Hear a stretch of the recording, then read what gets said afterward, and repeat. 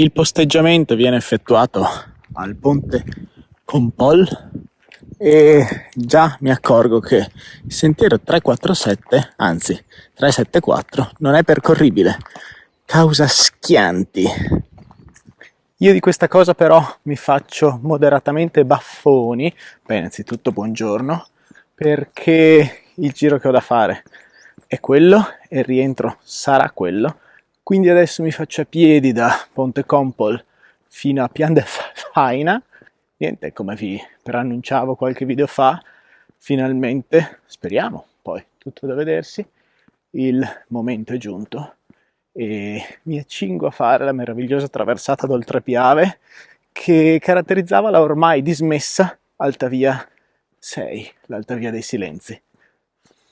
È molto tardi, sono le 12:30, ma oggi non ho che da portarmi al bivacco Casera Laghet de Sora e poi, a seconda dell'orario, deciderò se allungarmi un pochino in giro oppure restare a poltrire in bivacco. Sudo.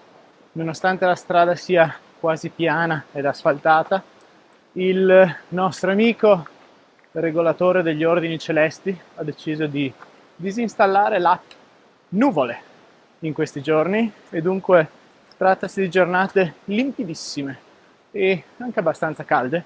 Io sono con maniche e pantalone lungo, per quanto leggerissimo, un po' per il sole e poi perché comunque su in alto preferisco essere un filino più protetto, però e approfitto anche di questo avvicinamento tra virgolette poco interessante, per quanto la Val Cimoliana sia meravigliosa, davvero meravigliosa, per dirvi che oggi ho ovviamente lo zaino di Arch di cui ho fatto il video con un assetto da bivacco e non da notte fuori in tenda, quindi sono riuscito a restare molto molto leggero, anche perché ho ancora un po' di male alla bandelletta e non voglio sovraccaricare, ossia con un peso base di circa 2,4 kg, 2,5 kg, che con 2,5 litri di acqua e il cibo per una notte fuori, ma in realtà metti che ci sia qualche emergenza o ritardo, mi sono considerato 2 notti fuori e quindi anche il pasto, la colazione eccetera, arrivo circa a 6 kg, comunque un ottimo peso direi. Sempre per salvaguardare la bandelletta ho le mie mitiche Salomon Sense Ride 4, quindi quelle vecchie che non esistono più, ma che mi stanno tanto tanto comode. Eccoci qua, Pian de Faina raggiunta, insegna per la Valle dei Frassini Casera Laghet de Sora, di qua, e nella canonica oretta. Pranzetto al sacco con i Doriano e il salamino affumicato. Oggi non avevo granché a casa per la cena, sono attrezzatissimo come al solito, ma il pranzo è un po' frugale. Eccomi qua, sono arrivato a Casera Laghet. De sotto però, ortica a non finire.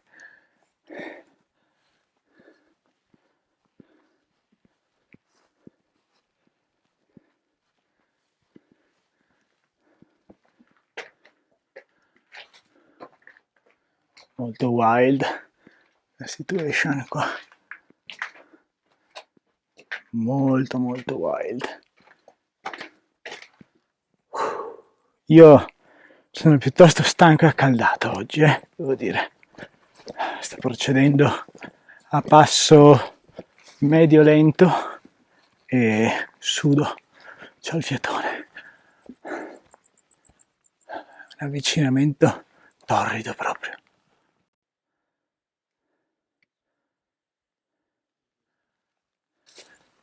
Casera Laghet de Sora raggiunta in 2 ore e 50 e anche 2,5 litri di sudore probabilmente, e è abbastanza presto, o meglio non è tanto tardi ancora, e allora mi dirigo dove ero anche l'altra volta, ossia in Forcella di Frassini, per vedere qualche cosina di forse interessante, oppure semplicemente godere del panorama. Eccoci al bivio per la Val del Drap, che l'altra volta vi avevo detto che sarebbe stato un arrivederci, e infatti così è, ma soprattutto domani. E se avete visto l'altra puntata in cui sono anche andato lì in cima, in realtà sapete anche già che cosa mi interessa un pochino, o comunque destava la mia curiosità, che è qua sopra. Sto salendo per l'alta Val dei Frassini, ho sfoggiato l'Action Cam adesso, e molto più secca dell'altra volta la situazione, qui. Sì. Qui invece di acqua ce n'è, spero che arrivi fin giù per poi fare acqua quando rientro, se il giro si compie. Ed ora mi dedicherò alla nobile arte giapponese del Swanobori, ossia risalire i corsi d'acqua fino alla loro sorgente, perché sì, per chi avesse indovinato, voglio provare a fare la cresta nord di Cimalaste e senza arrivare in Forcella credo si possa tagliare anche dentro di qua. Quindi c'è solo un modo per scoprirlo: andare. Sono giunto in questo anfiteatro meraviglioso, sono stato anche accolto da un gregge di marmotte che fischiava, e dalla Forcella dei Frassini si potrebbe fare la traversata così, poi si giunge dove c'è quel pirulo, si attraversa lì e bisogna scendere, perché quel gendarme lì non si riesce ad aggirare, così si dice. Scende così e si risale, quindi io risalgo, o meglio, provo a risalire direttamente e poi si fa la cresta. Bisogna vedere com'è quel pezzo lì.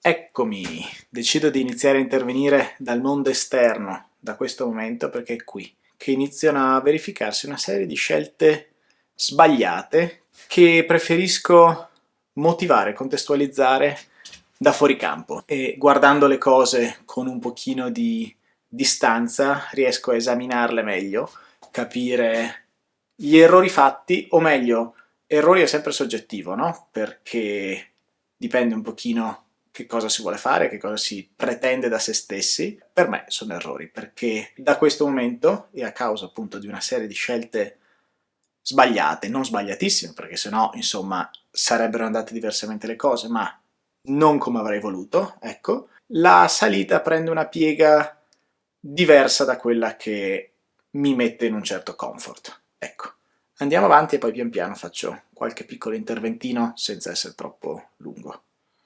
Eccomi all'attacco di queste non facili roccette, c'è scritto sull'unica relazione che ho trovato di questa salita, e tuttavia, avvicinandosi, la loro conformazione è molto più amichevole di quanto non sembrasse. From far away.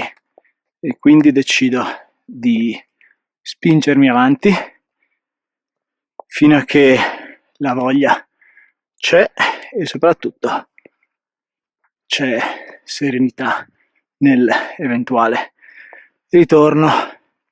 Non vi sono tracce di nessun genere, e quindi è anche molto bello dover leggere un po' la roccia per capire dove andare e dove no. Ecco, due cose dico: serenità d'animo e leggere la roccia.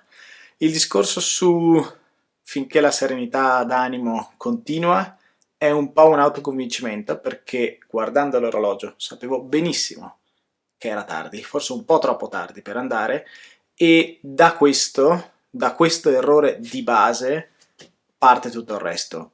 Una lezione da imparare sicuramente, perché alle volte serve più tempo, non necessariamente magari per farle le cose, ma per essere tranquilli nel farle, non sentirsi un timer che va a scadenza, nonostante avessi la frontale, avessi tutto quanto quello che serviva, però non era il modo in cui volevo farlo, quindi mi sentivo un po' di fretta, e leggere le linee da seguire, siccome richiede del tempo, l'ho fatto in maniera un po' sommaria. Vediamo. Ovviamente, nonostante la sensazione di pionierismo abbastanza spinto che si ha lungo questa salita, già da giù in fondo, insomma. È una, tra virgolette, via ufficiale, è la via Berti Tarra, quindi il mitico Berti, che è stato davvero ovunque, ha messo il suo zampino anche qui, con questa meravigliosa via orizzontale che percorre la cresta.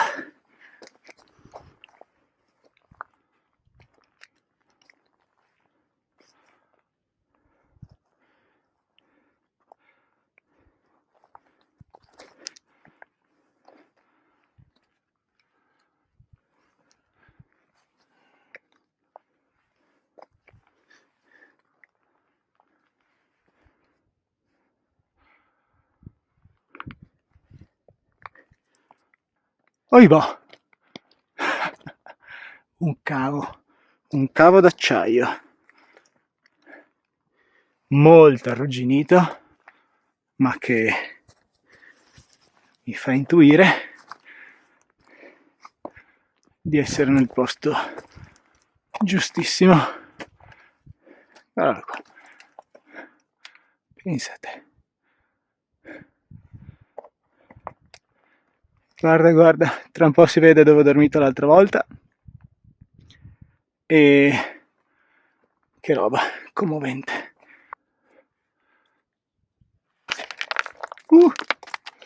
Porcaccia la miseria. Ecco, messaggio numero 1, molto brutto. Non ho assaggiato bene con le mani, per quanto non fosse una cosa che è venuta via così, ma stringendola mi si è frantumata tra le mani. Non ho delle mani particolarmente forti, ho finalmente ripreso a arrampicare dopo 6 anni di stop, cosa che servirà anche tra poco, però già quando, sempre per come la vivo io la montagna, quando c'è un messaggio di questo tipo, cioè tiri via una presa, gran calma, qualche considerazione, invece sono andato avanti imperterrito, andando contro una parte della mia identità che mi ha veramente stupito. Più avanti, e poi con l'intervento conclusivo, diciamo, di questa serie di scelte sbagliate, vi spiego un attimo meglio. Io non sono bravo con i gradi, quindi qui penso che sia un primo, secondo grado, facile, tranquillo. Non mi piace spingermi oltre una certa difficoltà, viste le mie capacità, e non mi piace mai, per quanto qualcuno magari fa i commenti, ah ma è pericoloso, qua e là, è tutto molto soggettivo e non mi piace mai avere la sensazione di paura. Ovviamente in montagna ci sono dei pericoli oggettivi, ma vanno gestiti con le proprie abilità e quello che odio è la sensazione di rischio oppure l'adrenalina, proprio è una cosa che non mi interessa, è altro quello che cerco in montagna. E è esattamente questa cosa qui che mi deluderà tra poco e beh, ma adesso lo vedete, vi spiego meglio.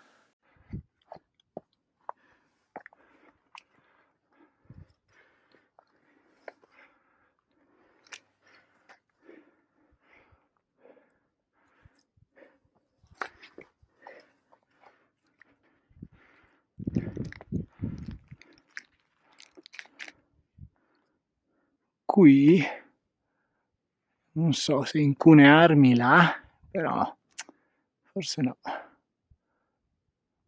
Quasi quasi, traverso. Al momento restare incuneato mi sembra comunque la linea più logica. Vediamo se, come si suol dire, la logica paga seguendo questa crepa erbosa. Ecco, intervento conclusivo. La logica non ha pagato perché non era logica. Era una sovrastruttura data dalla fretta, dalla comunque troppa curiosità di voler andare lì a tutti i costi. Una serie di scelte sbagliate, vi ripeto. Adesso quello che seguirà, e ne sono già abbastanza sicuro, tante volte dai video, è una cosa a cui bisogna stare molto attenti quando li si guarda, non si capisce nulla. Certi passaggi facili sembrano difficili, altri passaggi difficili sembrano facili, quindi per la mia percezione almeno, quello che si vedrà non sembra o comunque non rende l'idea di ciò che era e per assurdo la cresta dopo sembra più esposta eccetera, mentre invece era abbastanza tranquillo. Comunque sostanzialmente ho sbagliato completamente la linea, perché dopo quel cavo si doveva stare a destra e me lo dovevano suggerire una serie di cose che a guardarle adesso sono lampanti. Invece io ho proseguito dritto, dove questa serie di placche man mano si impennava sempre di più, sembrava di essere dentro un diedro ma non era appigliato, ho provato anche a infilare la mano in una fessura ma non funzionava, insomma, e man mano le placche erano sempre più ripide e a un certo punto mi sono trovato su una esigua cengetta, più o meno da starci con i piedi, ovviamente con le scarpe da trail, perché comunque io quelle uso e mai avrei pensato di trovarmi in placca dove con un paio di scarpette da arrampicata fai 2 passi e sei fuori. Con le scarpe da trail è tutto molto più precario e da questa cengetta si vedeva chiaramente l'uscita e una parte relativamente ben appigliata per essere placca, poco più su, ma circa 2 metri, quindi un paio di movimenti, 2 o 3 movimenti, lisci, completamente lisci, o comunque lisci per i miei standard di andare in giro e di comfort.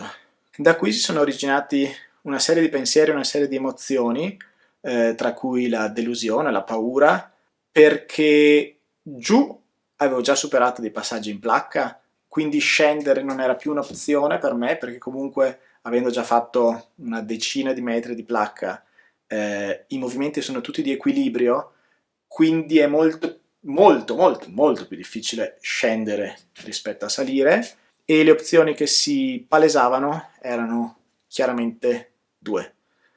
Chiamare il farfallone, come si suol dire, chiamare l'elicottero e aspettare scomodamente all'ombra e nella più totale delusione, oppure provare a fare questi 2 o 3 movimenti abbastanza impressionanti per quella che è la mia percezione e poi uscire subito. La parentesi che è importante fare in questi casi secondo me è rischio percepito rispetto a rischio reale. Voglio dire, comunque con quel tipo di scarpe e questo tipo di ambiente, e questo appunto è un errore, non è un qualche cosa nel quale io mi sento completamente a mio agio e quindi sono sicuro che per chi bazzica di più in questo tipo di situazioni magari non è nulla di che, ed è stata sicuramente anche la mia disabitudine a darmi una certa agitazione.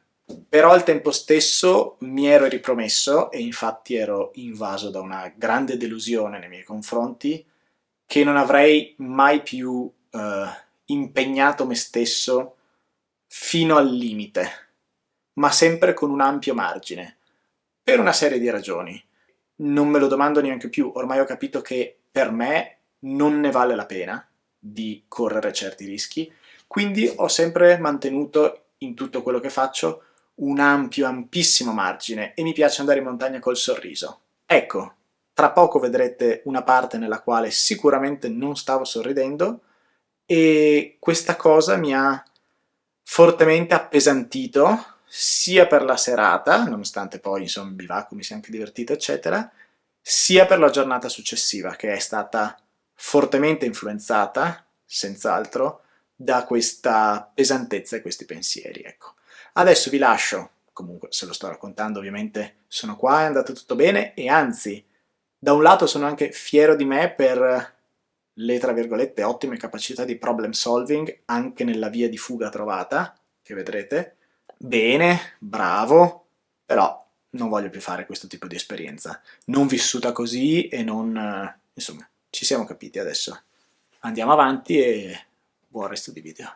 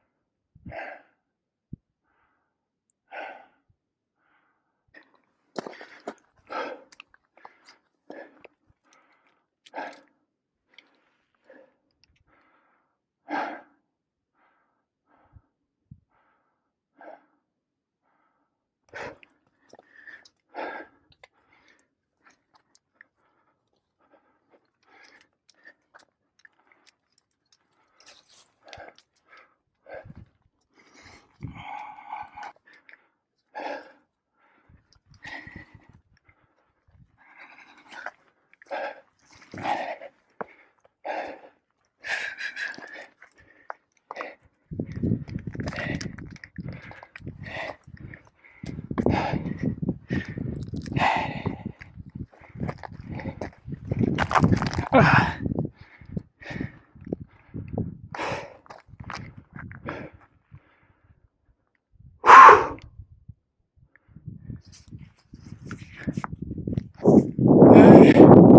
Gli ultimi metri un po' così, ho chiaramente sbagliato la linea, solo che era più sicuro proseguire per di là e fare quei 2-3 movimenti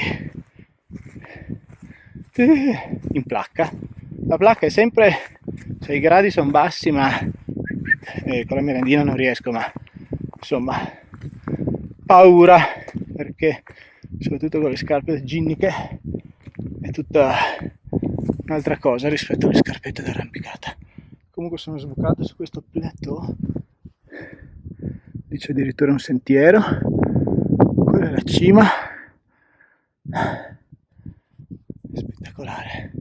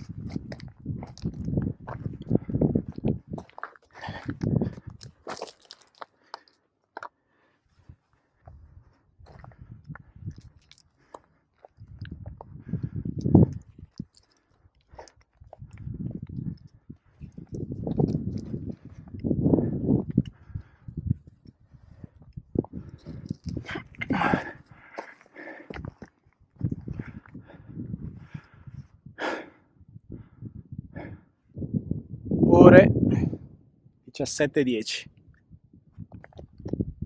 Quella è Cima Laste, questa è tutta la cresta che ho percorso e questa è quella che manca, e da qui teoricamente c'è una via di fuga che ho visto sulla FatMap e piano piano io adesso ho preso la decisione di scendere.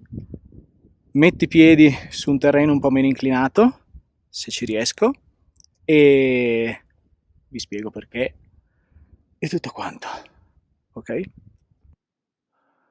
Eccola la mia via di fuga, è la cresta che continua e vediamo com'è di qua. Allora, Adesso vi spiego. Mi piacerebbe fare una soggettiva dove mi inquadro la faccia, ma su questo terreno preferisco usare le mani con i bastoni. E allora, in montagna secondo me esistono dei messaggi, come dire, e bisogna anche saperli interpretare. Quindi all'inizio mi si è staccata una presa qui sulla mano destra e già, insomma, è la montagna che ti dice qualche cosa, o comunque che ti dice come sei tu in quel momento, e non mi è piaciuto. Poi ho sbagliato la strada su quelle placchette di aderenza, e sensazione che non mi succedeva da anni, devo dire, e che odio, ho avuto proprio un adrenaline rush a un certo punto, con tanto di manine un po' informicolate. Quindi quello messaggio numero 2. Poi sono le 5:30 di pomeriggio, quindi non è proprio l'ora in cui perdersi tra i monti. Sono da solo e in più il sempre validissimo tengo famiglia, che insomma è più che valido, e quindi peccato. La via Berti-Tarra alla Cimalaste restano incompiute, ma insomma ci riproverò. Come diceva Kilian, le montagne restano lì. Tu, insomma, è meglio che ti preservi. C'è stato un passaggio un po' creativo qua su, però si esce. Si esce perché a un certo punto ho sentito un fischio di camoscio e seguendone l'odore, sembra una monata, ma il naso ha sempre ragione per davvero. Ho trovato questo canale, ma non sono contento, non mi sono comportato bene.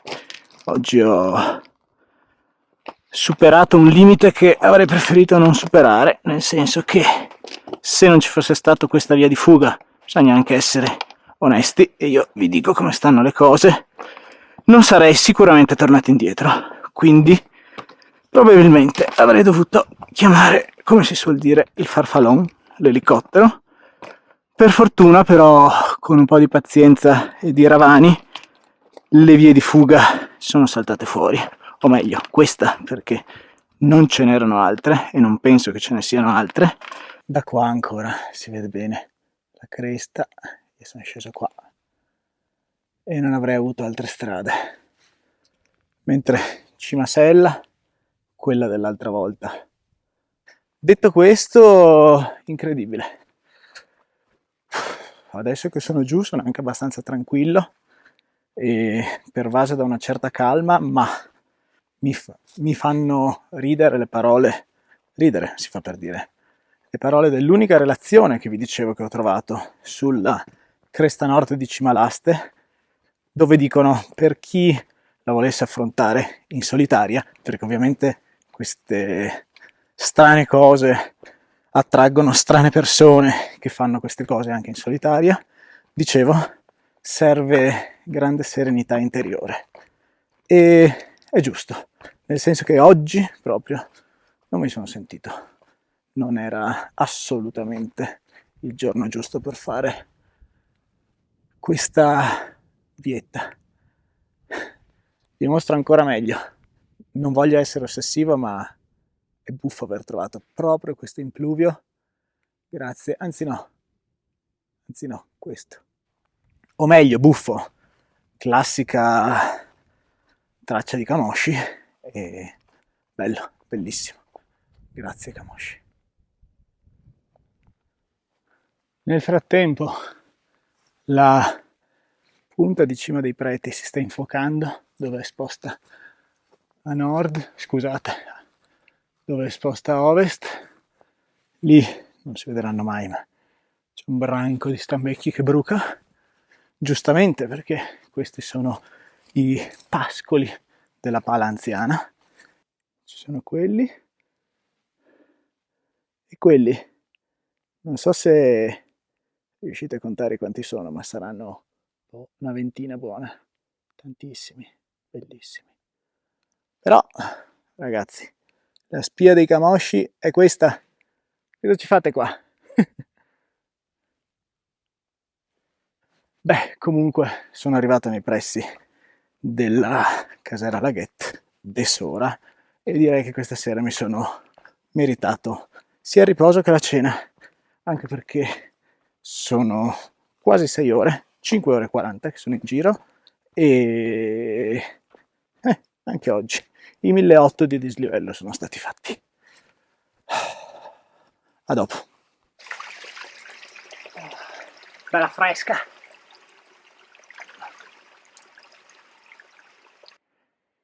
Cima dei Preti on fire, così come tutto quello che è di là. Io mi sono addirittura lavato i capelli e messo il pigiamino. Prima ero esattamente qui in cima, sono sceso un po', fatto così, poi così, poi così e poi così. Mentre la salita è stata esattamente questa. Quindi in questa immagine si vede sia salita che discesa e il tratto percorso alla fine. Domani la meravigliosa traversata dell'Alta Via 6 mi aspetta e quasi quasi questo lo tengo come un video preparatorio, un antipasto al prossimo, quello del domani, che sicuramente sarà lunghetto. E allora provo, facciamo questo esperimento, a spezzare il video in due. Quindi oggi questo tentativo di Cresta Nord e domani il tentativo, ma insomma spero proprio di portarlo a termine, di Alta Via 6. O meglio, quel pezzo lì, ma lo sapete già, di Alta Via 6.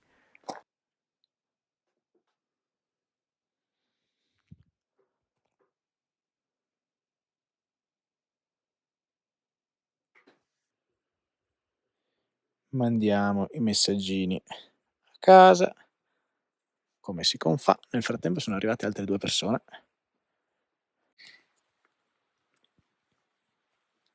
Abbiamo un curioso. Intimorisce anche un po'. Perché? Qui c'è chi cucina sul serio.